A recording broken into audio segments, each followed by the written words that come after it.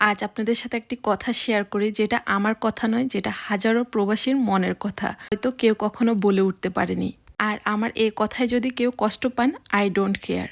কারণ মাঝে মাঝে কিছু সত্য কথা বলতে হয়, মানুষকে আঙ্গুল দিয়ে দেখিয়ে দিতে হয়, না হয় অনেকে চোখ থাকার পরও অন্ধ হয়ে থাকে। আচ্ছা, কথা বাড়াচ্ছি না, যে কথা বলতে নিয়েছি সেটাই বলি। বিশেষ করে ঈদ আসলে যারা দেশে থাকে, প্রত্যেকেরই কম বেশি ঈদের বাজেট থাকে, সবারই প্ল্যান থাকে কে কি কিনবে না কিনবে, আর নিজের পছন্দের সব কেনাকাটা করে, হয়তো স্বামীর টাকায়, না হয় বাবার টাকায়, না হয় ভাইয়ের টাকায়। কিন্তু যে স্বামী বা বাবা বা ভাই মাথার ঘাম পায়ে ফেলে এত কষ্ট করে টাকা ইনকাম করে আপনাদেরকে দেয় আপনাদের ঈদের দিনের শখ পূরণের জন্য, কখনো ভেবে দেখেছেন তাদেরও তো একটা মন রয়েছে, তাদের জন্যও তো ঈদ আসে। কখনো মন থেকে তাদের জন্য কিছু কিনে পাঠিয়েছেন?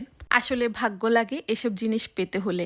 আমার মনে হয় হাজারো ভাইয়েরা, বাবারা, স্বামীরা অপেক্ষায় থাকে দেশ থেকে প্রিয় মানুষের কাছ থেকে কিছু পাবে, কিন্তু তাদের সেই অপেক্ষার প্রহর মনে হয় শেষ হয় না কখনোই। একবার এই কথাগুলো ভেবে দেখবেন, যা করছেন ঠিক করছেন তো?